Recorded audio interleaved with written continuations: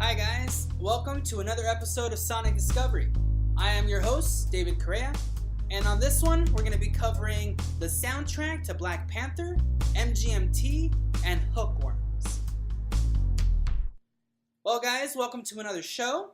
If you're not familiar with the format, what I do is basically I cover 3 albums that came out just recently and let you know what I think, and hopefully you either take my advice or not and check that album out for yourself. Up, we have the soundtrack to Black Panther, and this has been the #1 movie, I think now for possibly 2 weeks in a row. I don't think anything really came out this week that's going to really challenge it. I haven't had a chance to watch it personally, so I don't really know how it connects to the film too well, at least the songs on this soundtrack, because I know that there's a score that's incorporated, and the score is going to be more prominent to the film itself and the action that takes place. But just looking at some of the lyrics on here, they do kind of correlate to some of the challenges that the characters may be facing. This soundtrack is curated by Top Dog Entertainment, so it seems like everybody that's a part of Top Dog is on this soundtrack. You have Schoolboy Q, you have Ab-Soul, you have SZA, you have J-Rock, all of them doing little features along with a bunch of other guest stars. It's prominently hip-hop, but also kind of throwing in little interludes and other tracks that are more in R&B style. The opening track here is the title track to the soundtrack, Black Panther, and it features Kendrick Lamar. And here he's basically speaking through the perspective of T'Challa, who is the main lead in the movie. And the instrumentation in here is more piano-based and a little trippy at times, so it really connects to just the regular sound that Kendrick has on his own music.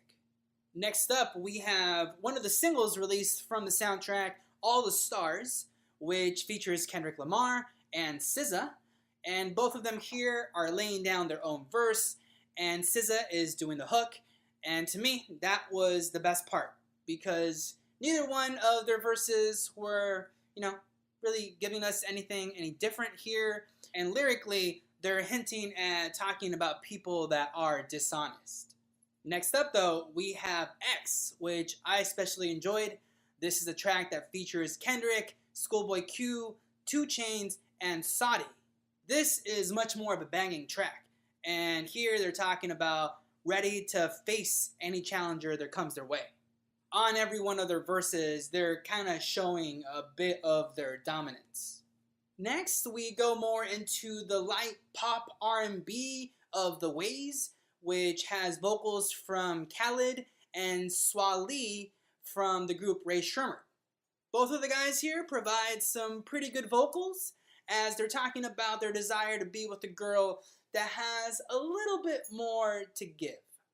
I really like the next track, Ops, which features both Vince Staples and Eugen Blackrock.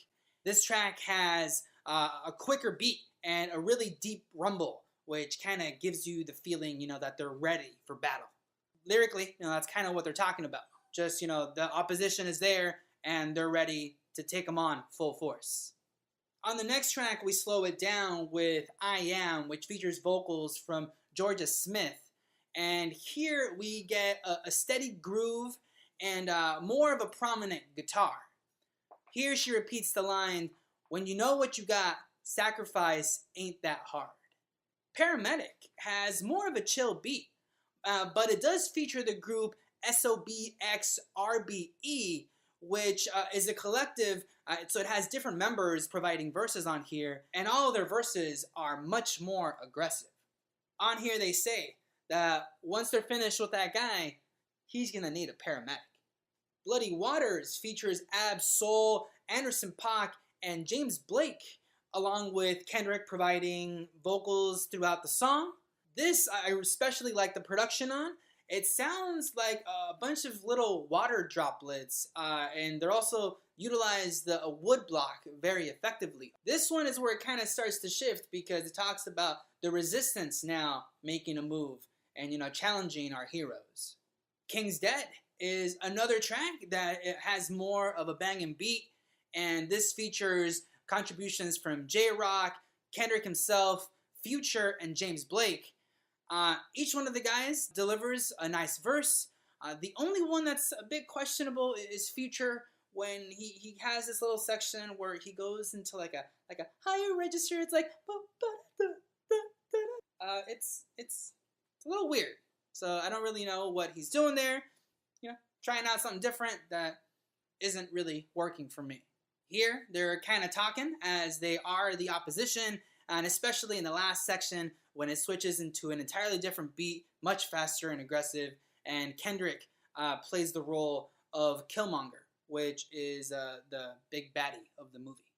Next, we have Redemption Interlude, it's only about a minute long, but it kind of segues into the next song, Redemption, but I really didn't see a point to having this. It kind of just ruined the flow of the songs that came before. But when we get into Redemption, we get much more of a propulsive beat on this track. This song features Zakari and Babes with Dumo, which lyrically, I don't really know if it connects too much into the theme of the album because it is in different African languages. So that at least is a nice thing that it does. This is where the album really starts to introduce more of that aspect. Next up, we have Seasons, which has vocals from Mazi, Sava, and Reason. And this is more of a laid-back track with some nice piano lines. And this introduces more of African vocalists into the track, along with both rappers, which provide us with two solid verses on here. After that, we have Big Shot with Kendrick Lamar and Travis Scott. And I did like the flute that's on this beat. And the beat itself is pretty decent. Nothing too special about it, though.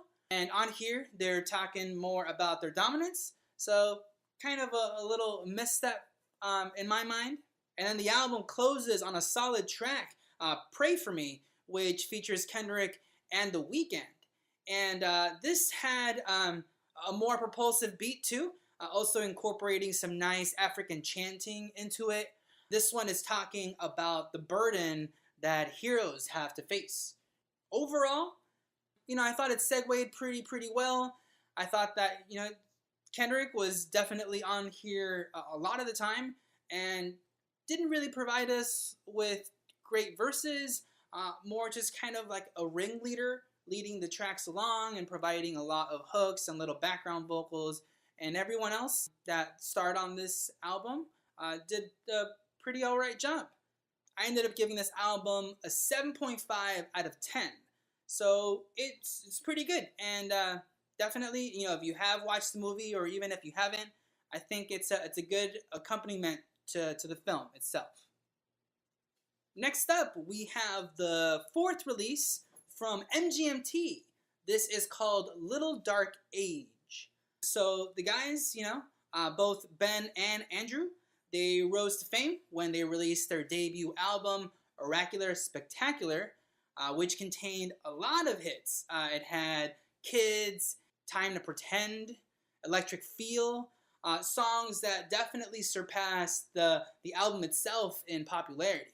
So moving on, instead of really sticking to that synth pop sound, the guys decided to go a little stranger, more psychedelic, with their next few releases, which didn't really hit too well with audiences. They wanted more of that pop sound that they heard on their first album, and just when they didn't get that, they kind of didn't stick around with them. But on this newest album, it sounds like the guys are now becoming a little bit more comfortable with blending both a more accessible pop sound, but still keeping that weirdness they were pursuing, and kind of doing a good job of blending the two. Handling production on this album is Patrick Wimberly, formerly of the group Chairlift, which sadly broke up last year, and they were one of my personal favorite new groups out there. The album opens up with the pretty weird song, She Works Out Too Much. This has more of a peppy synth pop sound, but still pretty out there. It starts off with a robotic female voice that is basically encouraging the guys to work out a little bit more, and it seems like they're not really aligned with that, which ends up being the thing that tears their relationship apart. Next, we have the title track, Little Dark Age, which is one of my personal favorites on this album. This is a return of the synthy pop sound of their first hits. Lyrically, it's kind of a downer. It's talking about closing yourself out and, keeping intact those little dark secrets about yourself. When You Die is a psych pop song that was co-written by Ariel Pink. And he himself is a person that has done a great job of blending both accessibility and weirdness. On here, they talk about feeling resentment for someone that keeps thinking that you're such a nice person when that's the last thing you want to be. Me and Michael also has a very synth pop sound, a lot more calming and feel too. And this one, I read that they changed the lyrics a little bit.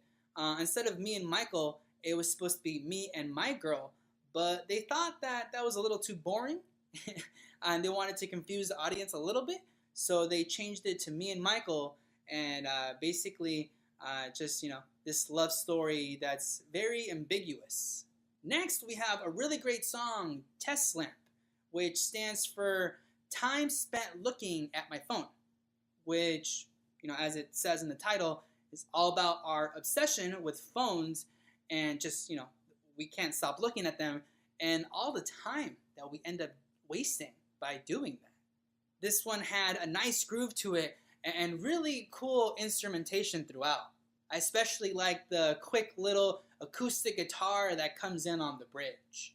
Days That Got Away is a mostly instrumental song that has kind of like a smooth R&B feel, but also very trippy. One Thing Left to Try gives us more of that synth pop sound, but this one sounds a lot more uplifting. This one talks about a fear of dying and also a struggle to survive. When You're Small is a nice tranquil acoustic song with some spacey instrumental breaks. This one talks about depression and how all are affected by it. And then the album closes off with Hand It Over, which gave me more of an Ariel Pink vibe because it had these really rich background vocals I especially liked. This one talks about the value of time and how it's nice to share with others. Overall, I thought it was a pretty nice return to form for the guys. Give us more of catchy songs, but still keep the weird factor. And collaborating with Ariel Pink and seeing as how he's able to do that, I think really helped the guys out on this project. I gave this a score of 7.5 out of 10. So if you haven't caught up with MGMT in a while, this might be the album to bring you back to them. And last for review, we have the third release from British band Hookworms. This is called Microshifts. The title to this album may reflect a change in the sound to the band. This is the first one I'm checking out from them, but just doing a little bit of reading, they had neo-psychedelic sound, but on here, they seem to have traded some of that away and brought in more of a synth element. Despite some of the uplifting sound of some of the music, lyrically, this one is a bit of a downer. It's talking all about loss and regret. The album opens with a really great song, Negative Space, which is close to 7 minutes long. It starts off with a robotic phrase which keeps repeating and basically lays down the foundation for this dance-heavier track. Later on, we get swirling synths and guitars that really fill in the sound. The song continues to build and eventually gets to a very euphoric sounding climax. On the song, they're talking about the devastation of loss. The winning streak keeps going with the second track, Static Resistance. The song opens up with a much faster tempo and a really grand sound, especially with the vocals that we get on this track. On here, they talk about not running away from both your failures and your desires. The next track, Ulswater, was another 7-minute one, and this one was one of my personal favorites. This has a much brighter sound and incorporates a lot of shifts in the music. The song keeps climbing and progressing, and then towards the end, these guitars just kind of storm in to form this really climactic ending. Here he talks about his father's illness and the regret that he felt for, not really being there as much as he wanted to. The Soft Season is another strong song. This one opens up with an organ and later on gets keys and sound effects swirling all around. Here he expresses sadness over a failed relationship. Next, we have the longest track on the album, Opener, at 8.5 minutes. This one starts off with a synth that kind of takes a while. It simmers there for a bit, and then eventually a beat and a melody start to emerge, but it doesn't really hit its stride till about 3 minutes into the song. This one also builds to a bigger moment, but just isn't as effective as the songs that came before it. This one talks about not really knowing what you have until you've lost it. Every Time We Pass has a lighter pop sound with synths and swirling effects all over a constant beat. Boxing Day was a song that was okay. It was a much more experimental track. This one had a quick beat, vocals that were delivered more monotone, and also some horn blares that come in and do little different patterns. Reunion is an instrumental track which acts more as a transition to the end. The closing track, Shortcomings, starts off with a pretty great bass groove, and then you can kind of hear this wall of synths just kind of building up around it. This one talks about feeling disconnected and not really ready to give up altogether. Overall, I really enjoyed this release. I was surprised just because I didn't really know what to expect. I'm going to give it a score of an 8 out of 10. If you're a fan of bands like Hot Chip or Primal Scream, I highly recommend you check out this release. Well guys, there we go. 3 new albums for you guys to potentially check out. If you liked some of the reviews, or if you have any recommendations too that you want me to check out, go ahead and leave those down at the bottom in the comments. And while you're there, go ahead and hit the like button, or also subscribe, and you'll know when the new one comes out. On the next episode, we'll be talking about music from Car Seat Headdress, Brandy Carlisle, and a remix album from Richie Sakamoto.